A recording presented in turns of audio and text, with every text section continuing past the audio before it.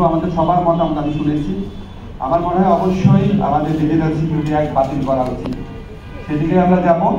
ঠিক এই মুহূর্তে পুরাটা বাতিল করবো নাকি স্পিড আমরা সব বাতিল করে দিব, সেটার ব্যাপারে আমি একটু সাইবুম আছে, তারপর আমাদের মাহফুজুল হক সুপন আছে, তারা বিষয় বিশেষজ্ঞ, তারপর একদম আমি যদি কোনো বিষয় বিশেষজ্ঞ দেখে থাকি আমরা কথা বলে দিব। বাট আলটিমেট এটা বাতিল হবে। পরবর্তীকালে যখন নতুন আইন হবে, এটার বেসিক অ্যাপ্রোচ থাকবে সাইবার সুরক্ষা দেওয়া, নাগরিককে সুরক্ষা দেওয়া। বিশেষ করে সেখানে অবশ্যই আমরা নারী এবং শিশুদের ওনাদের স্পর্শকাতরতা বিবেচনা করে সমাজে, আমাদের মতো সমাজে ওনাদের জন্য স্পেশাল সিকিউরিটি রাখার ব্যবস্থা করব। এআই রিলেটেড বা নতুন টেকনোলজি এগুলো সব কিছু বুঝি না, আমি মাহফুজুল হক সুপনের সাথে কথা বলবো, এদিকে কাভার করার চেষ্টা করবো। আর আমরা এরকম সেমিনার অব্যাহত রাখবো। আরেকটা জিনিস বলে রাখি আপনাদের, যে আমরা সাইবার সিকিউরিটি অ্যাক্ট বা এর আগে পূর্বসূরি যে মামলাগুলো ছিল সেগুলো আমরা সব প্রত্যাহার উদ্যোগ নিয়েছি। কিন্তু আমাদের একটা ধারণা আছে কি, নাগরিক পরিসরে একটা আইন মন্ত্রণালয় বা স্বরাষ্ট্র মন্ত্রণালয় চাইলেই সব মামলা উদ্যোগ করে দিতে পারে একবারে। এটা সত্যি না, আপনারা প্লিজ একটু ভালো করে মনে রেখেন।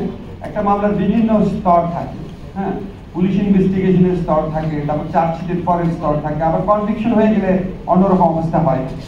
সব মামলা ইচ্ছা করলেই উদ্যোগ করা যায় না, এবং মামলা উদ্যোগ করার ক্ষেত্রে অনেক ক্ষেত্রে, বিশেষ করে যেই মামলায় কনভিকশন হয়ে যায়, সেখানে যে কনভিক্টেড হয়েছে ওনার আবেদন ছাড়া মামলা প্রত্যাহারের সুযোগ নেই। আইন মন্ত্রণালয়ের পক্ষে কোনোভাবেই এটা করা সম্ভব না।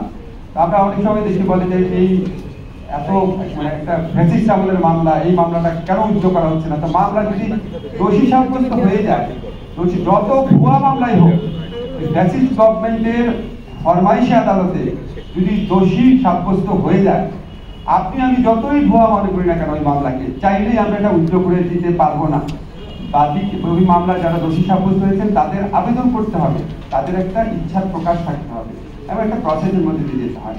যাই হোক, আমরা ডিজিটাল সিকিউরিটি অ্যাক্টের ক্ষেত্রে এই প্রসেসগুলো ফলো করার চেষ্টা করবো। আমাদের গুড ইন্টেনশন আছে, আমাদের মধ্যে সবার মধ্যে ঐক্য আছে, আমরা জানি কি করতে হবে, কিভাবে করতে হবে, সেটা নিয়ে আমাদের আরেকটু আলোচনার প্রয়োজন আছে। বাট আপনাদেরকে কথা দিতে পারি, আমরা পর্যায়ক্রমে সকল ধরনের কালাকানুন থেকে বাংলাদেশকে মুক্ত করব। আজকে ছাত্র জনতার বিপ্লবের মাধ্যমে যেই বাংলাদেশ গঠিত হয়েছে, বৈষম্যহীন শোষণহীন বাংলাদেশের স্বপ্ন নিয়ে, রাষ্ট্র সংস্কারের স্বপ্ন নিয়ে, আমাদের আইন সংস্কারের মধ্যে তার প্রতিফলন ইনশাআল্লাহ আপনারা পাবেন।